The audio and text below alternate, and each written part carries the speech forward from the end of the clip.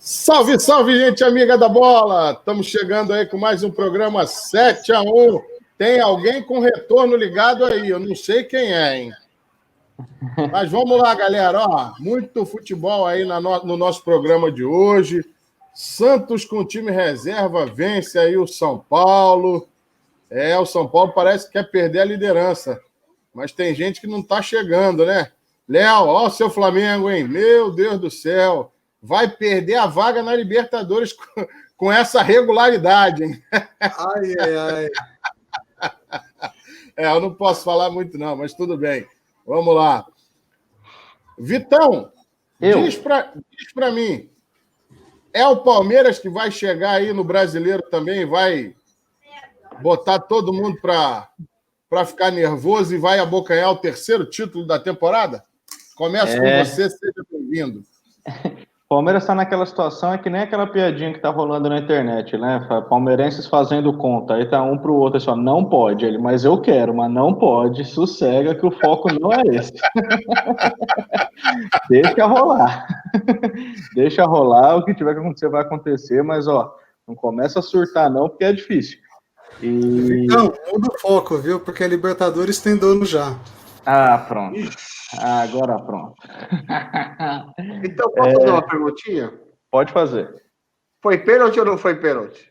Não, deixa ele fazer a análise, depois a gente faz essa pergunta. Não, já escolheu uma... Não, deixa, calma. Já aqui, que ele está ponderado assim, e ele reflete o sentimento de boa parte da torcida palmeirense, a gente começa pela parte boa, depois a gente vê a polêmica. Vai lá, Vitor. Vamos lá. Bom, eu acho que o Palmeiras ele vem numa sequência incrível, né? A forma que o time vem jogando nas últimas rodadas aí. E além de tudo, vem tendo sorte, né? Já teve sorte naqueles jogos da Libertadores, quando não jogou bem, acabou não perdendo. Fala que nenhum time é campeão azarado. Então, assim, o Palmeiras está fazendo a parte dele. Esse Campeonato Brasileiro está uma grande briga do ganha você, não ganha eu, não, ganha você. E vai indo, vai. Acho que o Palmeiras tem que ter na cabeça que o foco não é esse, que o foco são as duas Copas, mas fazer a sua parte também.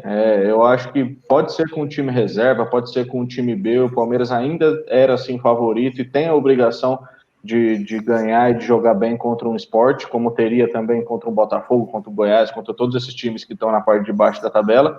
Então eu não considero que a vitória foi uma surpresa. E eu acho que é isso, tem que tentar se manter o mais perto lá possível, porque ainda tem confrontos diretos, ainda vai jogar contra o São Paulo, vai jogar contra outros times, tem 2 jogos a menos, pode diminuir essa diferença para o líder para 3. Então, eu acho que tem que fazer a parte dele quietinho ali, sem entrar na pilha e ver o que vai acontecer lá na frente. Você sabe de cabeça quais são os jogos que o Palmeiras está devendo? Eu acho que é contra o Corinthians e contra o Vasco. Contra o Corinthians vai ser na segunda-feira que vem, acho que daqui uma semana. Contra o Vasco eu não sei, mas é contra o Corinthians e Vasco. Então são 2 adversários encrencados, né, em um clássico local, né? Então sim, a gente pode esperar aí todo e qualquer tipo de resultado. Agora, indo para a pergunta que o Fernando fez, vamos lá, a gente não vai deixar passar, né? Foi pênalti ou não foi? Então, na hora que eu tava vendo o jogo, na hora que o lance rolou, eu falei, pênalti, para mim era pênalti. E de lá para cá, de sábado para hoje, eu tô escutando tanta coisa assim de gente falar que na regra, quando é o jogador do Palmeiras que chuta e bate na mão, não é, negócio de perigo de gol, negócio de, enfim, eu falo que para poder chegar numa conclusão exata, eu precisaria do livro da regra para ler, porque é tanta gente falando de regra que eu não entendo. Num primeiro momento, era que eu bati o olho, eu falei, se eu sou juiz, eu marco. Mas aí, com essa questão de estão falando tanto de regra que realmente já bagunçou. Eu não sei o que é, o que tá dentro, o que não tá dentro. Mas numa situação normal, eu acho que eu marcaria. Boa. Gustavo, para você, foi pênalti ou não foi? O lado correto da coisa, tá? Não é o lado corneta, não. Por favor. Não sei, nem vi o lance, cara. O que vocês estão falando aí? Ai, meu Deus do céu. Porra, foi pênalti no Marinho, tá? Contra o Boca Juniors. Tá na SpaceX ele. Tudo bem, vamos lá. Esse foi mesmo. Ô, Léo, foi pênalti ou não foi? Foi não. Foi não? Que diabo é isso? Então, não. Eu vi o lance, vi a polêmica envolvendo esse lance, né? Teve pitaco aí de vários especialistas, inclusive do Lucas Neto, que tem um lance parecido também com o Palmeiras, com o Botafogo. Então, assim, é tudo questão de interpretação, né? Sabe, a regra é única, né? Mas a visão do juiz, né, que está ali, ele vai ter uma interpretação que pode dar cancha para que seja marcado o pênalti. Então, é complicado. Dá para você sair... Rapidinho, Gustavo. Dá para você sair de cima do muro e dizer se foi ou não para você? Eu não marcaria. Na dúvida, eu não marcaria. Tá. Mas que dúvida? Luiz, deixa, porque senão a gente vai ficar rodando o programa inteiro e ele não vai chegar a uma conclusão. Vai, Luiz. Para você, foi pênalti ou não? Foi, ué. Bola na boa, marca local. Na minha opinião, foi pênalti. E por um detalhe, tem toda essa polêmica, é isso, é aquilo. Não. Se o Rony tivesse bem próximo do zagueiro do Palmeiras, ele não teria condição de ter a reação. Uhum. E ali não, ele tem a reação. Então, a partir do momento que ele tem a reação, é sinal que eles estão longe um do outro. Então, por isso, eu marcaria pênalti. E eu acho, e aí eu vou ao que o Léo... é a interpretação. Então, a interpretação é essa. Essa, pelo menos, é a minha. Eu não estou dizendo que eu estou certo. Enfim, eu só estou colocando que eu agiria por essa forma, por essa linha de raciocínio. Fala, Vitor.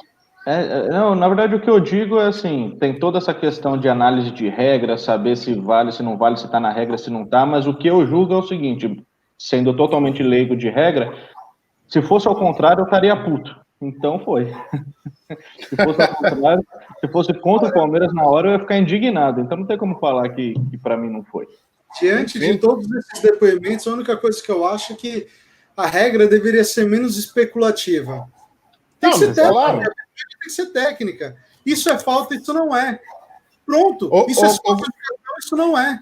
Gustavo, tem situações que a gente vê a mesma coisa num jogo, a mesma coisa em outro jogo, e 2 pesos e 2 medidas. A gente Gustavo, vê, sabe, de braço colado no corpo, que no jogo dá, no outro não dá.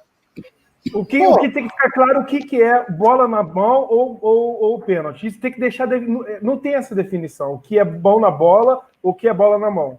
Ninguém até hoje, digamos assim, dissecou de uma forma assim, tais lances assim, assado, vai mas ser... nem vão dissecar, Léo. Sabe por quê? Porque tem essa famosa interpretação. É o que o Gustavo está falando. Se você tem esse componente especulativo, acabou. Então, você vai ficar, uns vão dar, outros não vão dar, enfim. E vai se criar. A intenção do jogador que ali não foi de meter a mão na bola. A bola veio na direção dele, ele estava com a mão fora do corpo, enfim, não estava com o braço colado, mas porque foi um movimento muito rápido.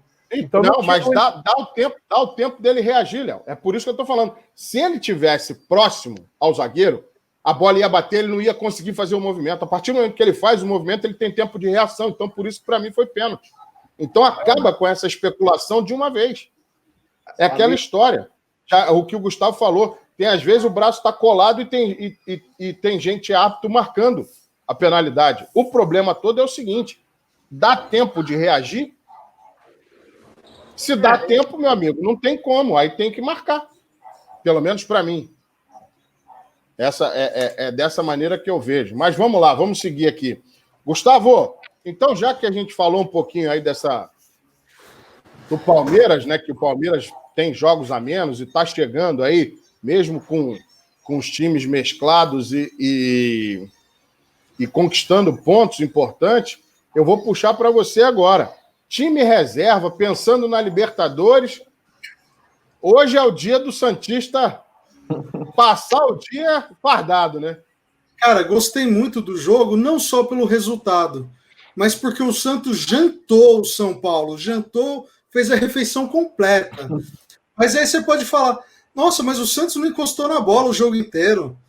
O São Paulo ficou no campo, alugou o campo de defesa do Santos e não fez nada. Sabe, o São Paulo, o time do Fernando Diniz é absolutamente previsível.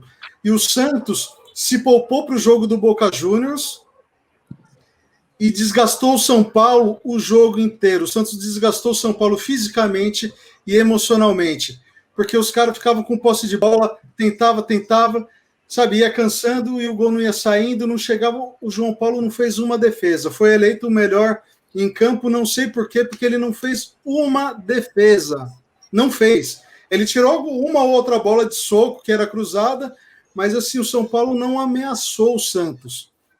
O Santos cozinhou o São Paulo o jogo inteiro, entrou com uma espécie de 6-3-1, com 2 laterais em cada lado. Porque, de um lado, você tinha o Arthur Gomes, o Lucas Braga, que em nenhum momento eles subiram, sabe, nem ficavam no meio do campo, eles estavam ali dando reforço para a zaga. E o São Paulo, nada. O São Paulo não tem um jogador como o Marinho ou algum jogador mais técnico para tentar uma coisa diferente, para improvisar, sabe? Faltou repertório e diante de tudo isso que foi o primeiro tempo, que o São Paulo, tipo, ali no campo de ataque, sem conseguir fazer nada, começou o segundo tempo a mesma coisa. O que eu acho que se eu fosse o Fernando Diniz, técnico do São Paulo, de cara eu colocaria o Hernanes. Mas você fala, nossa, o Hernanes é um ex-jogador de futebol.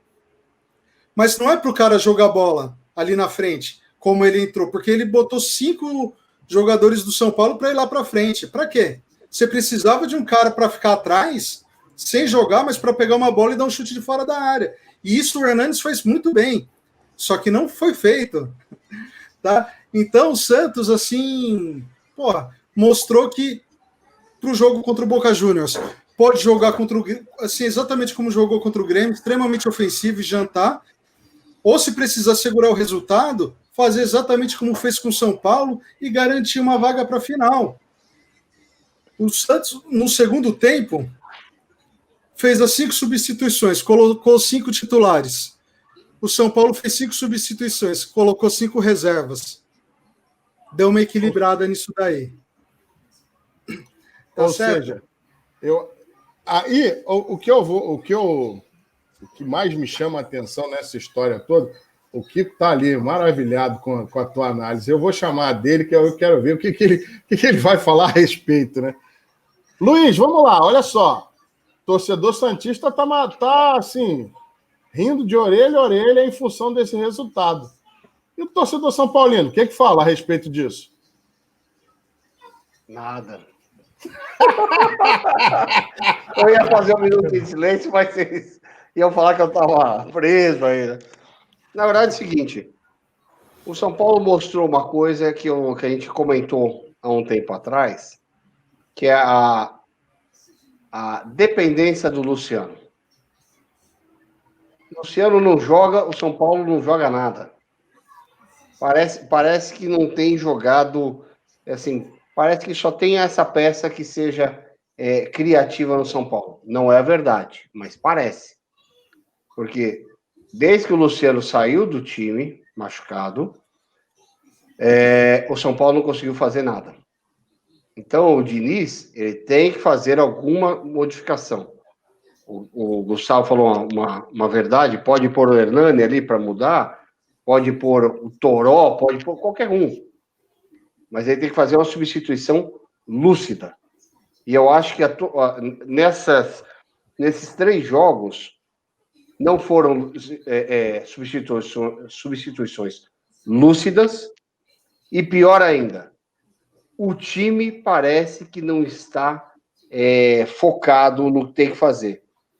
Vocês viram o jogo do Bragantino? O São Paulo tomou gol, tudo erro individual.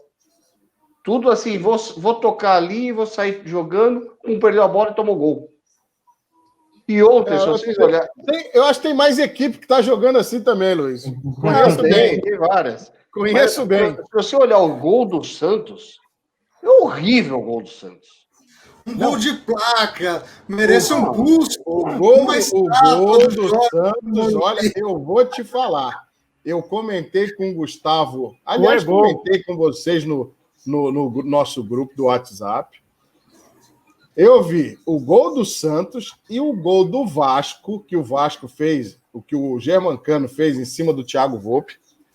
O bico é o mesmo, a bola é rasteira, só o canto que é diferente. Ou seja, ali está a mina de ouro pro adversário do São Paulo. Chutou rasteiro, o Thiago Volpe está aceitando, hein? Mas assim, um gol feio. Assim, não estou tirando mérito. O que importa é ter feito o gol. Fez. Feio é não fazer o gol, né? Mas assim, velho. Mas tem gol que é feio. Tem que assumir que tem gol que, meu Deus, vocês falam assim, meu Deus, que gol é esse, né? Mas tudo bem, eu acho que assim, o São Paulo tem que parar de ler notícia, porque assim, São Paulo estava 6 pontos na frente, 7 pontos na frente. Começa a imprensa a falar que São Paulo está em crise e os jogadores entram nessa crise. Não tinha necessidade de entrar nessa crise. Perderam 2 jogos? Ok. Mas não tinha necessidade de um líder do campeonato entrar em crise. Não tem isso. Acontece em perder. O Inter ganhou as últimas 5, né? Das últimas 5 ele ganhou, mas daqui a pouco perde um jogo, vai mal no outro. Acontece. O Flamengo, mais chance que o Flamengo teve de passar o São Paulo agora, impressionante. Não passou, perdeu igual o São Paulo. Mas o Flamengo não vai passar ninguém. Pelo contrário. O Flamengo parece até aquela equipe que preparou o carro para o treino de classificação. E chega na hora da corrida, só vê a turma passando, ele perdendo posição. Na verdade, o Flamengo parece que largou com o pneu slick para chuva. Exatamente. E aí não tem o que fazer. Vai perdendo rendimento toda hora. É impressionante. Enfim, deixa eu só perguntar para o Léo, ver se ele está com... Já que ele ficou em cima do muro aí, e até o Gustavo me deu uma cornetada no programa passado. Ô, Léo, você lembra o que eu falei a respeito de Santos e São Paulo? Do que poderia ser esse jogo? Sim, eu lembro, você falou mais ou menos nesse cenário, né? Do São Paulo querendo vir para recuperar, digamos assim, a derrota contra o Bragantino, o Santos se preservando os titulares, visando a Libertadores, mas com moral mais em cima, né? E deu o resultado do Santos, né? Mais ou menos isso que a gente conversou, não foi? Mais ou menos. Você lembra, Vitor, mais ou menos o que eu falei? Não lembro. Exatamente do que você está querendo dizer. Não, eu lembro dessa ideia que o Léo falou, mas pelo jeito é alguma coisa específica que eu não lembro. O corneteiro barbudo, você lembra do que eu falei? Faço nem ideia do que você falou, cara. Faz tanto tempo que... Pois é, né? Eu falei o seguinte, que o jogo... Lembro nem que eu não sei hoje. Eu falei que o jogo era um pouco complicado para o São Paulo, porque o Santos vinha como franco favorito para ele, qualquer resultado. E que a questão do Diniz, em função daquela problemática, daquela polêmica toda que se criou no caso Tietê, isso poderia render e poderia tirar o foco. Interferir ali no rendimento. Eu não vi o jogo, eu confesso que eu não vi o jogo. Agora, diante do resultado, a minha pergunta é a seguinte: o São Paulo desandou? Cara, não desandou o São Paulo, sabe? O São Paulo é líder por merecimento do campeonato, porque fez por onde. Só que, como eu disse no início da minha análise, o time do Fernando Diniz é previsível, não tem repertório. O Santos fechou o jogo de um jeito que o São Paulo não sabia o que fazer com a bola. Ficava com a bola, posse de bola, 98% de posse de bola, e faz o que com isso? Lei Renato Gaúcho, né? Poxa, sabe, falta repertório, falta variação de jogada, não é só começar a tirar zagueiro e botar atacante ali. Então eu vou fazer um comentário aí para os flamenguistas, né? Então o Rogério Ceni tá a mesma coisa, então. Mas e você acha que não é a mesma coisa? Não, tô falando, vocês falam a mesma coisa. Hoje eu vi o seguinte, eu vi uma tela do SofaScore comparando o trabalho do Domi com o do Rogério Ceni. Os números do Rogério já estão piores do que o do Domi. Tenham a noção do que... Vocês têm a noção do que é isso? Hashtag volta Domi? Não é hashtag volta Domi. Eu só estou falando o seguinte, os números do Rogério, da passagem do Rogério Ceni até o momento no Flamengo são piores do que o do Domi. E vocês já me ouviram falar aqui no programa também que time que tem 3 técnicos numa temporada não ganha nada. Está se consolidando. Olha aí o Flamengo, tá? Então, beleza.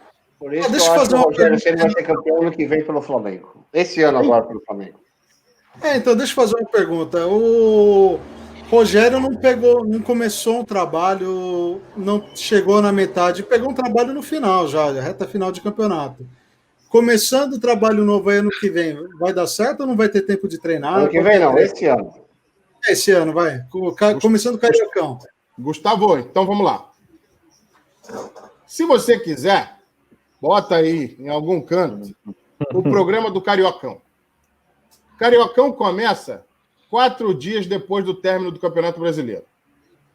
Certo. Então vamos lá. O Flamengo vai estar classificado para a Libertadores? Na minha opinião, não. Na minha opinião, não. Eu posso queimar a minha língua, quebrar a cara, e eu não estou nem aí para isso. Mas na minha opinião, não. Tá? Então, o que acontece? Os jogadores já tiveram férias antecipadas, tem ruído no grupo, que não... Toda a torcida do Flamengo já, dirigente, coisa e tal, todo mundo vaza algum tipo de informação. Então, tem ruído nesse grupo. Aí eu te pergunto, Campeonato Carioca serve para alguma coisa? Serve para derrubar técnico. Se o Rogério Ceni chegar até o final do Brasileiro, ele vai ser detonado do Carioca. Mas não tenha dúvida disso. E acho que ele não chega até o final do Campeonato Brasileiro. Ô, Renato, deixa eu te fazer uma perguntinha. Diga. Vamos pensar o seguinte.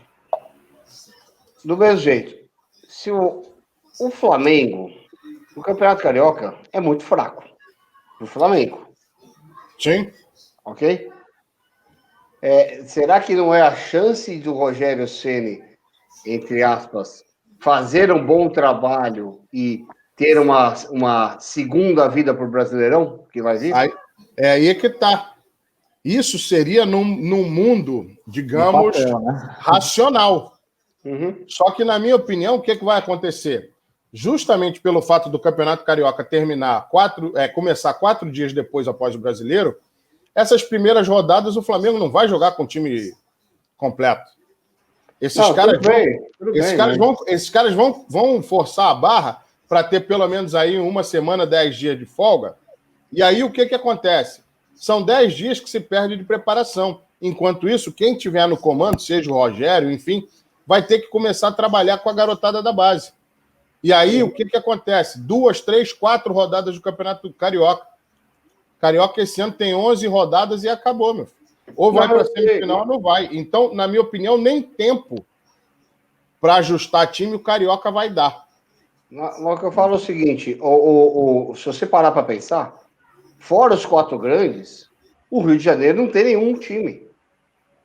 Então, espera um pouquinho, mesmo com um time cheio de moleque, é muito mais fácil o Flamengo ganhar ou empatar, jogar razoavelmente bem com o time cheio de moleque e fazer uns pontinhos, do que se fosse no Campeonato Paulista.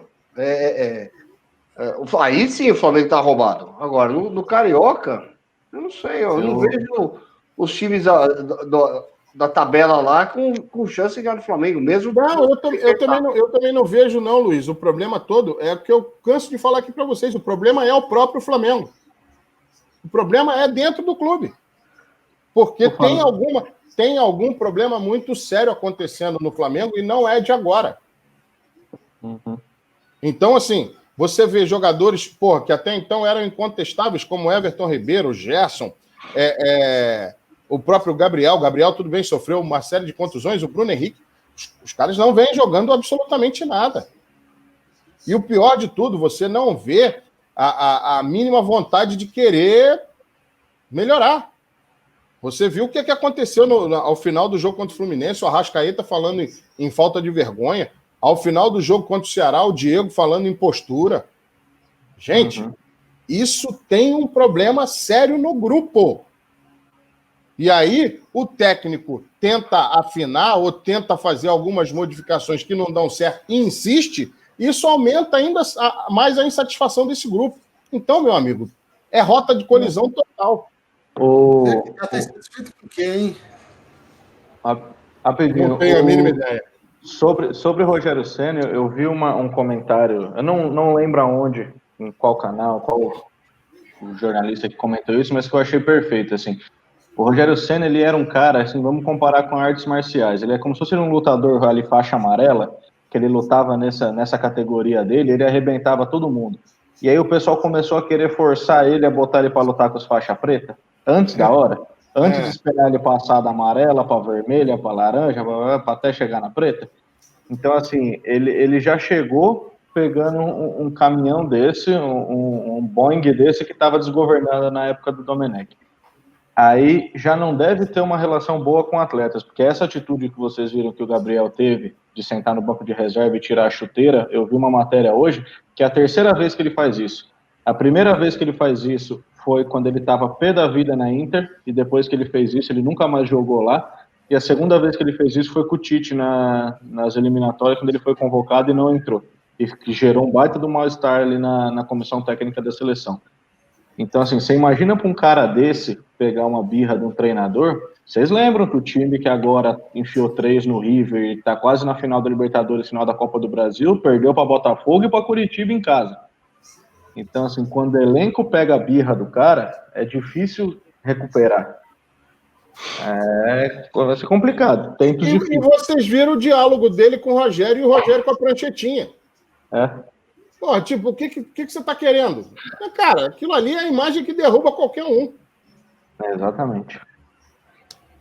Mas vamos tocar adiante aqui, porque o Campeonato Brasileiro trouxe aí boas surpresas, né? Além dessa vitória do Palmeiras, que a gente já falou com o Vitor. Botou o Internacional aí no radar das primeiras posições também. Ô, Léo, o que você acha? O Inter tem condição de chegar? Total. Para mim, o G4 vai... esse atual G4 vai mudar toda a configuração. Tem Palmeiras que tem largas chances de encostar ali, de ter a mesma pontuação com o número de rodadas que o Inter já tem. Tem o Inter que está embalado. Tem o Grêmio, que mesmo dando prioridade às Copas, né? Agora só a Copa do Brasil, mas é o time que menos perdeu no campeonato.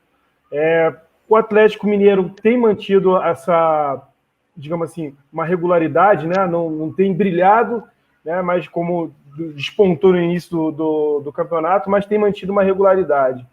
E o São Paulo e o Flamengo é que, assim, é o que eu chamo a atenção, né? Pela perda de saída dos trilhos, né? O Flamengo tem hoje uma bomba na mão, que é o Rogério Ceni. Assim, a diretoria não daria continuidade no trabalho se fosse em outro cenário, com o rendimento que ele está tendo com o time, o péssimo rendimento que ele está tendo com o time. Vale lembrar que o Domi entregou o time classificado para as oitavas, mesmo tendo alguns reveses no Brasileirão, mas chegou nas oitavas. Ele foi eliminado de forma vexatória na Libertadores e na Copa do Brasil. O Inter vem embalado, teve essa transição do Kudê para o Abel Braga, que perdeu o ritmo, perdeu o fôlego. A virada, acho que foi a eliminação da Libertadores, que ele encontrou um time para poder prosseguir. Então ele tem mantido uma regularidade, tanto que vem de 5 vitórias seguidas. A impressão que dá é que teve até esse imbróglio do Abel Braga, que renova, não renova, coloca já o técnico que veio do Independente Del Valle, renovaram o contrato com ele até o fim do Brasileiro. Então acho que o elenco fechou com o Abel Braga. Eu acho que seria muito justo, por toda a carreira vitoriosa, se o Abel conseguir conquistar esse campeonato. Acho que seria bacana, particularmente. E Eu acho que o Palmeiras também não tá brincando, não. O Abel Ferreira também, depois que assumiu o Palmeiras, deu outra cara, é o mesmo elenco, mas é um outro time muito mais motivado. E eu vejo o São Paulo, que era, digamos assim, tinha performado tão bem até o momento, acho que sentiu o peso da pressão, né, é o líder, a pressão pelo título, pelos anos, de 12 anos sem um título nacional.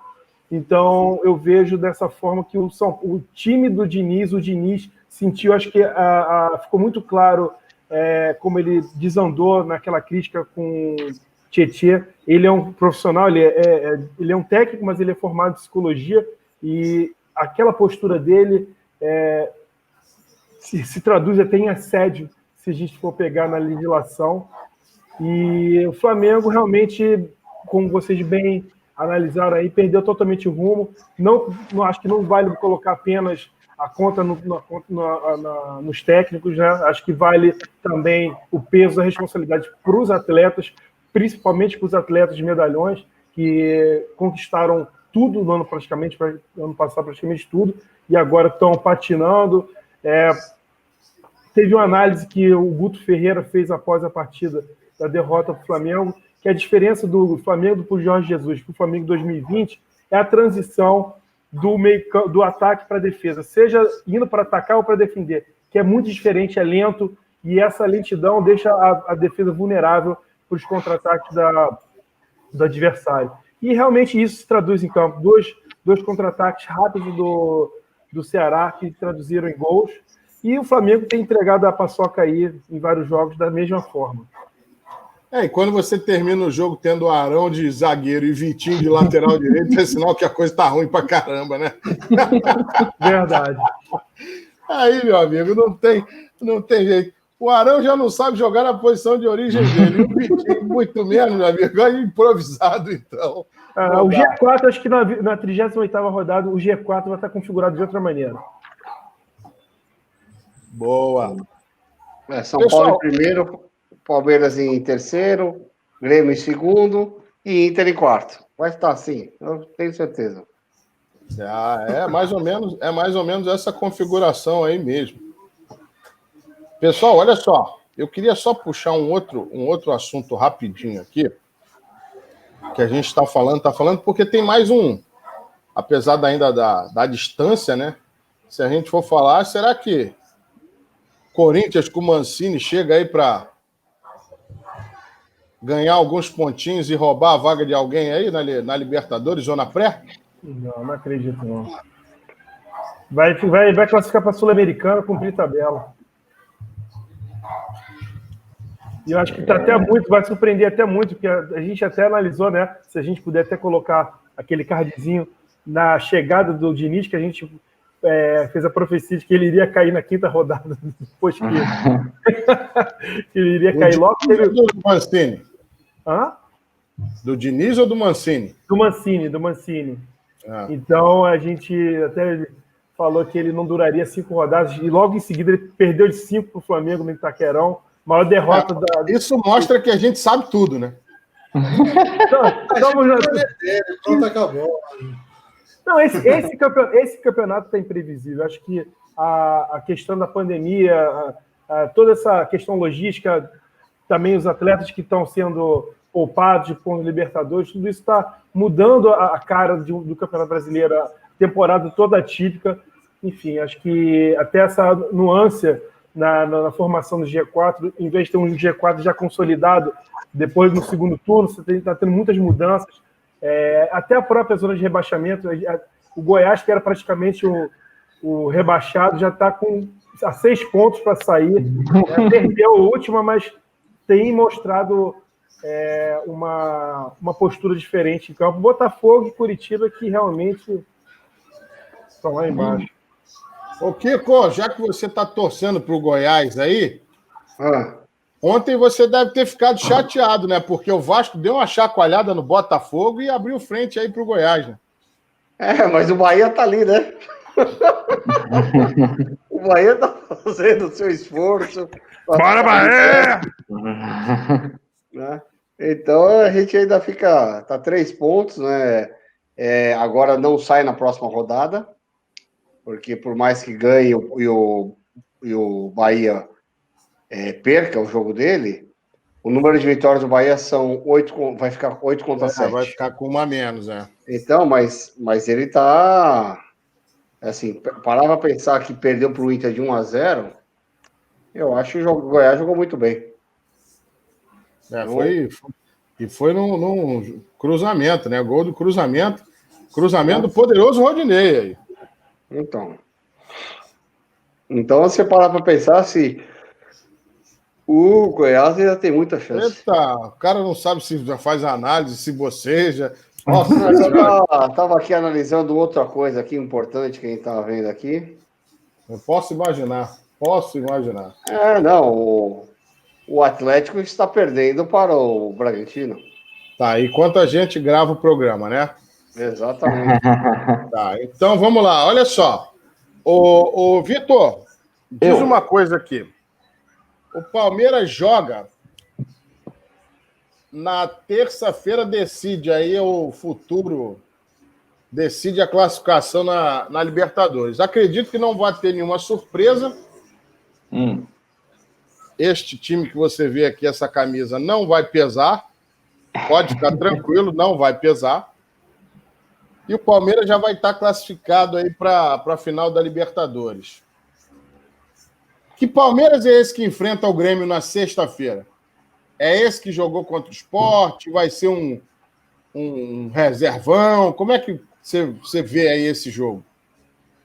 Eu juro que assim, eu não consigo ter ideia de como vai ser, porque assim, para quem acompanhou os bastidores e coletivas do Palmeiras depois desse último jogo contra o Sport, primeiro que assim, no meio do jogo, ali para o jogo rolando contra o Sport, o Abel colocou Gabriel Menino, colocou jogadores que são titulares, por exemplo, correndo o risco de talvez algum se machucar, não poder jogar na terça. Então isso mostra que ele não está pensando assim, larguei mão de brasileiro. Chega na entrevista, ele é muito enfático em dizer, vamos disputar tudo. Então, assim, o Abel não está dando a impressão de que realmente largou a mão e que o brasileiro vai ser um treino, que a prioridade, claro, são as Copas, está focado nisso, mas que enquanto ele puder colocar o time o mais titular possível, o mais forte possível, ir para cima o mais forte possível, vai.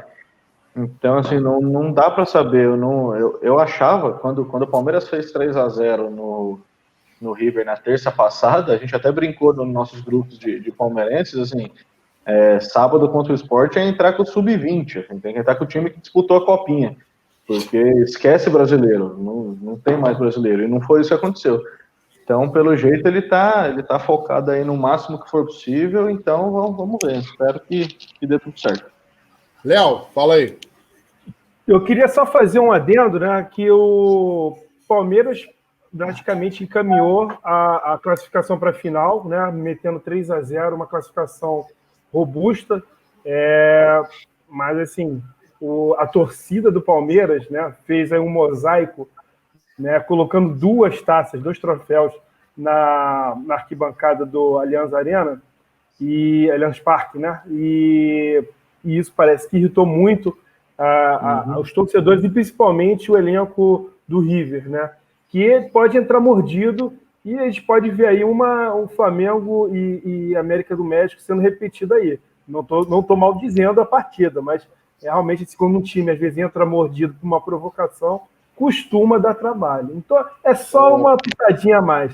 Léo, olha só, pro Palmeiras repetir a façanha que o Flamengo fez, tem que chamar o Arlindo Cruz e fazer um pagode no vestiário, que foi o que aconteceu naquele dia fatídico do Maracanã, tá?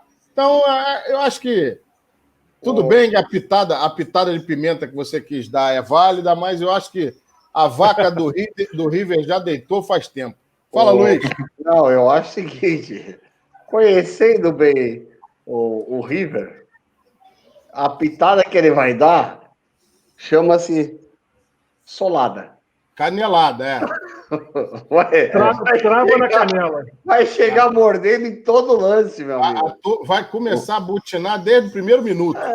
Apitou. Eu vou bater até no juiz, pô. E isso vale para o time do Santos também no jogo de quarta-feira contra o Boca, tá? Isso. Porque o time do Santos vem jogando melhor que o Boca, foi melhor, merecia ter saído com a vitória em função daquele pênalti vergonhoso não marcado, tá? Agora, esse componente da catimba pode ser um complicador para o time do Santos, porque o Santos tem uma estrela que já está sendo caçada, que é o Marinho, e enquanto isso, meu irmão, eles vão vir para dar butinada mesmo em todo mundo, porque ainda mais se o Santos sair na frente e fizer 1-0 com poucos minutos de jogo. Mas o empate lá na Bomboneira dá uma falsa sensação de vantagem, porque qualquer empate de gols na Vila, é o Boca que se classifica. Por isso que o componente da catimba pode falar alto. Porque se o Boca conseguir um empate com gols aqui, assim, ao longo da partida, aí, meu amigo, não tenha dúvida que eles vão... começa o cai-cai, a reclamação, enfim, tudo que a gente já conhece aí do futebol argentino. Gustavo, fala aí. Catimba o Santos fez contra o São Paulo. Todos os tiros de meta que o Santos foi bater, o Sandri, ele vinha do meio de campo, ameaçava lá aquela saída com o João Paulo e voltava correndo para o meio de campo. Atrasava, cada tiro de meta levava 3 minutos para bater. Vergonhoso isso. Isso é coisa de time pequeno. Eu quero falar o seguinte. Não, tudo bem, mas para mim é coisa de time pequeno. É nada. Futebol tá aí para isso. Não tá, não. Isso é coisa de time pequeno. Agora, eu queria falar o seguinte. A questão que eu vejo é que o espírito argentino, se ele for expulso, ele vai levar no mínimo um palmeirense junto, ou um santista junto. O espírito deles é diferente do nosso, que eles vão bater, e a gente vai se irritar, vai reagir, o cara vai cair no chão sem ter tomado nada, ou só vai tomar uma cabeçadinha, uma encostada em cabeça e vai rolar no chão, e o brasileiro vai ser expulso. Os dois times, o Santos e o Palmeiras, têm que se concentrar em aceitar qualquer tipo de provocação, porque senão não vão chegar na final. Vamos ver como é que vai ser essa final aí, porque falta muito pouco para a gente conhecer os finalistas da Liberta. E eu estou torcendo muito para a gente ter uma final histórica aí no Maracanã. Boca e River, é isso? Não, com 2 equipes brasileiras fazendo essa final aqui no Maracanã. Seria a terceira final entre brasileiros, né? Eu nunca vou perdoar o Covid, velho. Por nesse momento ele deixa a gente sem torcida. Que raiva. Olha, Ô, Vitão, eu poderia até falar que talvez você perdoe o Covid, mas não vou falar não para não secar. Eu vi 2 finais de Libertadores no estádio. Vi a derrota em 2003 para o próprio Boca e vi a vitória contra o Peñarol em 2011. Queria ver agora ganhar do Palmeiras. Não vou poder o Covid. Galera, estamos chegando ao final aí de mais um programa 7-1. Vem bater esse papo aí de bola com a gente. O Brasileirão, como vocês viram, está pegando fogo. Tem polêmica para danar aí, time fazendo corpo mole, jogador fazendo corpo mole, técnico perdido, tem VAR confundindo todo mundo. O Vitor até agora está querendo achar o comentarista fazendo corpo mole. Comentarista em cima do muro. Meu Deus do céu. Pessoal, faz a sua inscrição no canal, dá seu comentário aí, compartilha nossos vídeos com todo mundo. Beleza? Vem bater esse papo com a gente, porque o que a gente mais quer falar é de bola na rede. Aquele abraço, galera. Até a próxima.